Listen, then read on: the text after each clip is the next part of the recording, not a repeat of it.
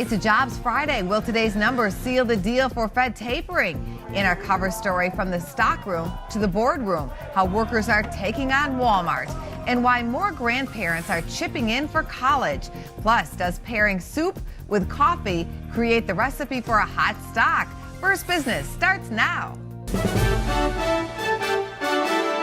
You're watching First Business. Financial news, analysis, and today's investment ideas. Good morning, everybody. It's Friday, September the 6th. I'm Angela Miles. In today's First Look, stocks show strength ahead of the jobs number for August. The stock market pushed higher for a third session in a row into the unemployment data out this morning. Gold dropped by $22, while oil is back above $108 per barrel. There's a wide range of expectations about the labor market. The market expects anywhere from 177,000 to 210,000 jobs were added to payrolls last month. It's anticipated the unemployment rate will remain unchanged at 7.4%. Also making headlines, the 10-year Treasury hit 3% in late trading yesterday on concerns the Fed will soon end its bond buying program. Lincoln Ellis of Strategic Financial Group joins us on this Jobs Friday. Hello, Lincoln. Good morning, Angie. Will today's jobs number motivate the Fed to taper sooner than later? Absolutely going to be a motivator, and the market's been anticipating it since the beginning of the summer, really. Two pieces of internal data to look at the jobs report this morning. The labor force participation rate, how many people are looking for jobs, and secondarily, and perhaps more importantly, average hourly earnings. How much are people making when they're working? Lincoln, currency trading has been oh so hot, over $5 trillion worth just in the month of April alone, and that was per day. What do you see as some of the winners in currency? Currency is the most liquid next to the U.S. Treasury market of all of the financial markets. Look, they've been very active, both anticipating the U.S. taper, the European rate decision that we got yesterday, and as well how the emerging economies are dealing with things. The South African rand, an interesting option, the rupee, which is at lowest levels against the dollar in many, many decades, and the euro could be an interesting buy as we head through the German election. Oil is trading above $108 per barrel. Again, what is that telling you? It's telling you two things. You have macro risks, and then you have macroeconomic numbers. And the risks tell you that something is about to happen in the Middle East, and we're uncertain about what the outcome could be. And the macro numbers are telling you that things are actually good. They're not accelerating to a 3.5 GDP number or anything of that nature, but things are getting better. And so demand for energy, particularly in the emerging economies, pushing oil higher. Lincoln, thank you for your outlook today. You bet, Angie. Take care. Taper and tension. Syria's civil conflict is creating tension at the G20 summit. But the threat of the U.S. Federal Reserve eventually tapering its economic stimulus is also of great concern among world leaders. China's leaders are especially fearful of a spillover effect from the U.S. to other countries trying to recover from a recession if the Fed ends its bond buying program. At the summit, the world leaders reportedly have signed off on a jobs and growth plan, steps to combat international tax evasion, and tighter financial regulations. However, cameras were focused on the momentary meeting between President Obama and Russian President Vladimir Putin as the president attempts to build support from other world leaders for a strike on Syria, and President Putin resists. Mr. President, any progress on Syria today in the talks? We were talking about the economy this afternoon. Back in the U.S., lawmakers are listening to comments from constituents on the Syria standoff. What's coming in is overwhelmingly negative. There's no question about that. But you see, then they don't know what I know. They haven't heard what I heard. U.S. officials believe the Syrian government used chemical weapons to attack and kill more than 1,400 people in the country last month. On this Jobs Friday, Career Builder is revealing the best places to look for work. The job search company came up with a list of cities with the highest job growth per capita. Topping the list, Salt Lake City, Utah, Grand Rapids, Michigan, the San Jose area in California, Austin, Texas, and Houston, Texas. Most of the jobs in those areas pay more than $50,000 per year. The same day, payroll company ADP released figures showing employment rising slightly in August. Walmart workers held protests in 15 cities against their employer. Our cover story explores both ends of our economic recovery. While payroll company ADP reported the private sector added 176,000 jobs in August, a slight increase over July, Walmart employees questioned the quality of their jobs. A Walmart security guard makes $12 an hour, a sales associate $11. Despite selling electronics full-time for 8 years at Walmart, Charmaine Givens Thomas's pay qualifies her for government assistance. Why shouldn't I deserve to make a livable wage? Why should we not all deserve to be offered food stamps and other federally assisted programs when we work for a company like Walmart? Walmart employees want $25,000 a year and also reinstatement of fired workers, such as Tyrone Robinson, who participated in strikes, including one at Walmart's Arkansas headquarters in June. They say I was misconducting, participating in work stoppages, not following store protocol and policies. Is any of that true? No. Walmart denies wrongdoing with the following statement: no associates were disciplined for participating in any specific protest. But Walmart is now accused of violating federal labor law. They have a very good case. The National Labor Relations Act, in a couple of different sections, grants very clear protections to workers. Walmart probably knows this and is very clear to them, but they hope that this will be an intimidating effect on other workers who would then choose not to assert their rights. It is not an easy time for hourly workers. There is increased competition from those who've slid down the income ladder.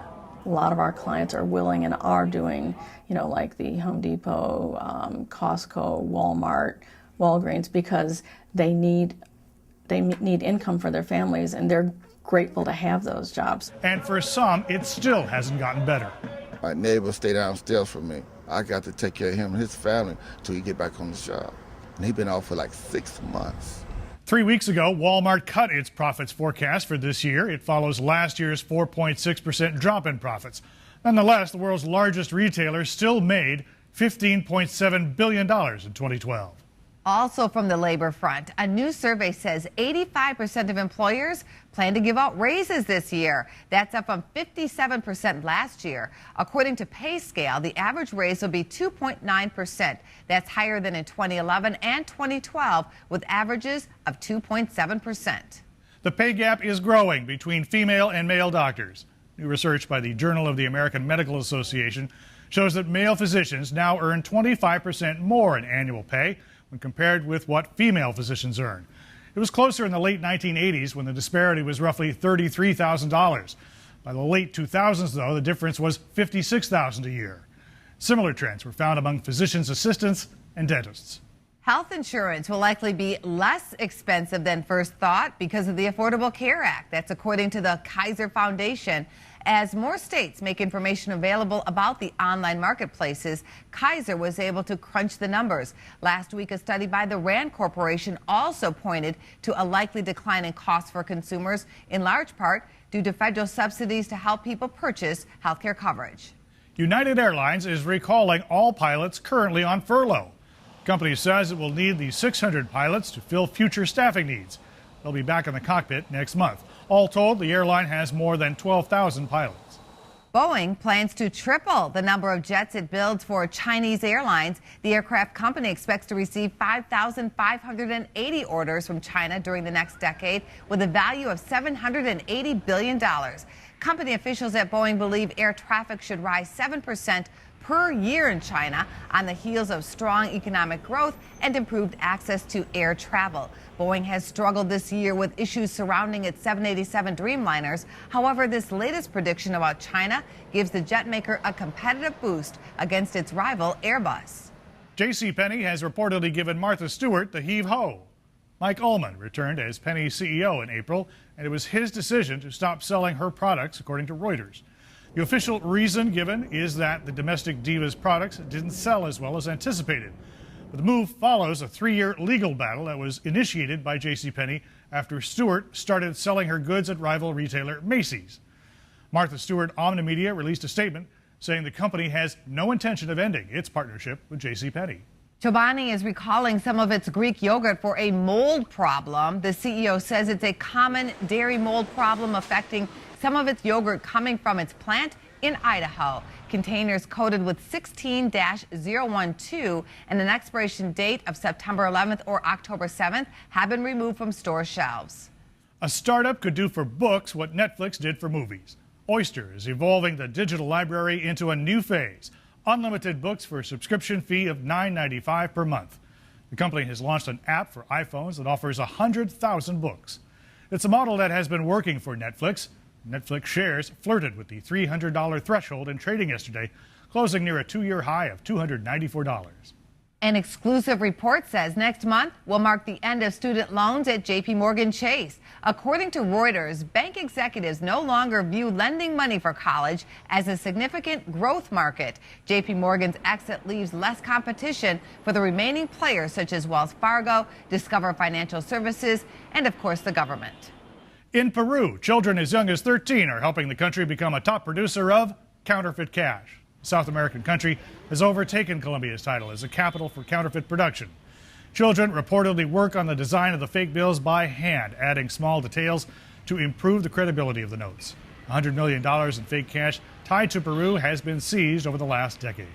A modern family star is shining in Hollywood. Actress Sofia Vergara ranks #1 on the Forbes list of the top earning ladies on TV. She brought in $30 million this year thanks to a variety of endorsement deals. Big Bang Theory's Kaylee Cuoco also capitalized on her fame with endorsements. She lands at #2 with $11 million, tying with Mariska Hargitay from Law & Order SVU. Actress Tina Fey, reality star Bethany Frankel, and the infamous Kardashian sisters also fell in the top 5 with earnings all above $10 million. Yahoo is out with a new logo this week. The company redesigned its iconic logo, one of many changes its CEO Marissa Mayer has implemented since taking over in 2012. It kept the purple design and exclamation point, but a marketing officer says the new look embraces the evolution of its products. Stock closed above $28 Thursday. Here's the economic calendar for today, and of course it's the non-farm payrolls and the unemployment rate. On the earnings calendar, Smithfield Foods. Still to come, why today's jobs data has one trader hitting the pause button. Plus, in Traders Unplugged, the I told you so market moment of the week. And next, Bill Mahler steps in to find out why an older generation of Americans are taking on college costs. Stay with us.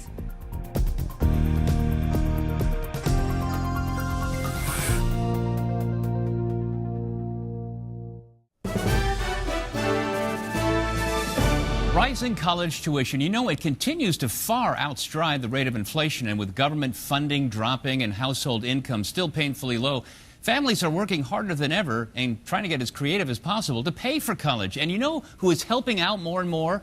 Grandparents. Regina Lewis is a financial contributor for USA Today. So, Regina, they're the ones, Grandma and Grandpa, they're the ones with the deep pockets? I don't know if they have deep pockets, but they're wise enough to realize that this is a real burden for their families, and they're looking for constructive ways to help. They're also wise enough to realize that there are smart ways to help and not so smart ways, and so they're taking advantage of things like 529 plans. They are now, grandparents, contributing about 10% of all the money in 529 plans, so a legitimate trend. Yeah, we have a 529 for our hopefully one day college-bound student, and we had grandparents that were interested in helping out. We said no, but that is interesting that this trend is developing, and it's simply because during the economic times and the rising cost of inflation, it's just harder for families to pay for college. Sure. I mean, when you look at the private university, on average $39,000, even public colleges now $18,000. We need a collective approach. We've seen that in other categories, multi-generational housing, multiple generations living under the same roof. Families are pretty resourceful, and they want college education for their kids. So it's nice to see this trend. It's why you see big players like TI, AA-CREF, and AARP teaming together to help socialize this concept. Now, you declined the help, but one of the things is you making help approachable by saying to grandparents, hey, we have the 529 in place, contribute. You can contribute as little as $25 at a time, maybe on birthdays, maybe on holidays. Whatever they can do, that way they feel like they've got a vested interest in it, they are being helpful without asking for 30 grand, which most people don't have sitting around. The rule of thumb, I guess, is to start as early as possible. The earlier you start, the more you save, and the less probably you need to save over the long run. Sure. I mean, that's the value of compound interest. So if you put $100 into a 529 account today and contributed $25 a month, maybe you have it auto paid so you're not even noticing that money, just as people do with car payments and other things that they've got on they're auto enrolled in. Well, 15 years later, Bill, that's $7,000. That's also tax-free. There are a lot of incentives with 529s, which is frankly good for parents and grandparents. And that's when it really starts to add up. But you've got to have those systems in place. My one concern on saying the earlier you start is people feel like they missed the window. Oh, we didn't do it when they were a newborn or toddler. Today's your best day then. Regina Lewis, thanks so much. Okay, thanks, Bill. Thank you, Bill. Coming up next, Liquid Profit. We're talking soup stocks in Traders Unplugged today. Plus, we prove why it's important to know one's alma mater. And later on in Chart Talk, why one trader is waiting out the jobs number before going big on investing. We'll be right back.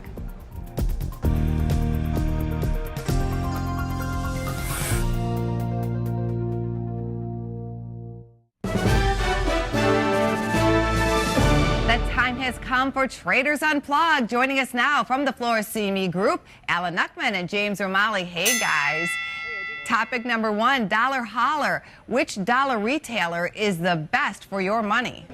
Well, there were some people, not you, James, that said the dollar stores were over. Walmart was going to smash them out of business. Dollar General sitting at new highs, so I don't like that stock here at these levels. And FDO has been moved from 20 to 70 in the last couple of years. So a little too rich for me. The stock I like here is Dollar Tree. Dollar Tree's got solid support at 50, gets above 54. We can see a quick move to 58. That's the one I like out of the three. I actually like Dollar General the best. Alan makes a good point here. It has come up very far, very fast. I like to play into momentum like that. They just reported their quarterly earnings report, beat consensus estimates. Stock rallied higher. It's been straight up here. I have a target of $65 by year-end expiration. So still some more upside. If you look at this segment, Target's not a dollar store, but I do like Target from that fact that it's 15% off its recent highs. Topic number two, hot tech. A recent fire at a competitor could be a good thing for SanDisk and Micron. What do you think about these tech stocks? Right, so I love Micron. We see bullish options activity in Micron week in and week out. It's loved by hedge funds, loved by institutional traders. Great looking chart, good momentum stock here. Really, really bullish sentiment in the options market. I want to stick with Micron and look at it from a long position. It's gone from 5 to 15 though since October. So again, it's a straight up stock. You're not getting in at the bottom on that stock. Looking at SanDisk, SanDisk's got a better chart here, 54 base, 64 resistance, so that puts a target of 74, which is about $27, about 27% above where we are now. But the tech sector's leading the way.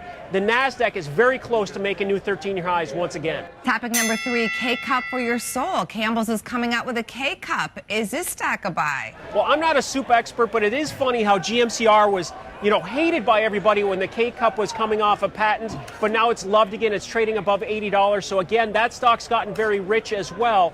But I think a backdoor play is now they're going to be able to sell this soup in Staples. I can't even say it. Staples is a store. That stock has support here at $13.50. It's about $14, so it's had a bit of a sell-off. Here's a good value. Right, I'm not sure that this is something that consumers are going to love. I really don't know how good of a product this is going to be. I actually think the idea is a little weird.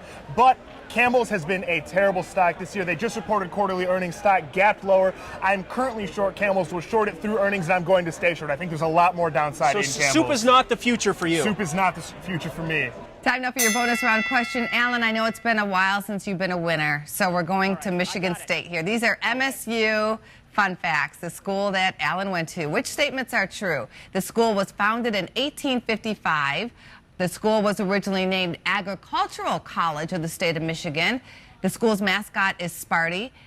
2 of its alumni will wind up on Traders Unplugged on a show called First Business. Which of those are true? They're all true. The nation's premier land grant institution at the home of commodities, so it all comes full circle. Nice. I have to go with them on that. Good job, guys. Thanks a lot. First Business continues right after this.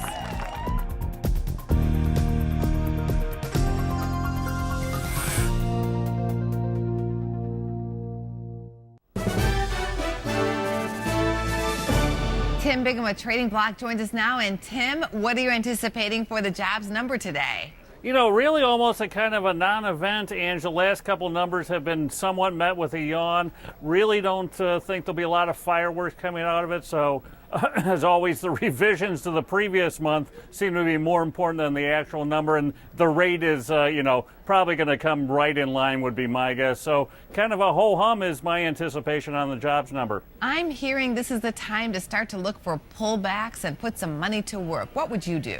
Yeah, so I think we're in kind of a dead spot, to put it bluntly, in the market here, given the fact that we got the 10-year, let's not forget, pushing up towards 3%. Obviously, the concerns in Syria, Europe starting to flare up a little bit again here. And valuations, given the fact that earnings are up about 3% and the market's up about 12 to 15, are no longer cheap. So I'm really kind of having some patience here. I'll be a willing buyer, but looking for about a 5 to 7% pullback before I get interested at stocks. What are some names on your laundry list you like to have in hand? Yeah, I still kind of like those, kind of mid-tier names that provide some decent yield along with some decent growth. 3Ms, Utex, Coca-Cola, even ExxonMobil, as we talked, I think, a couple shows ago on, providing about a 2.5 to 3% yield along with some decent growth, avoiding those high beta names, the Green Mountains and the Teslas of the world. I think those will probably be the ones that suffer the most here. Tim, thank you and have a great Friday.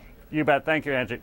That does it for this week. Coming up next week, should U.S. trading exchanges step up efforts to block hack attacks? We hope you'll join us for that critical conversation. Until then, from all of us at First Business, enjoy your weekend.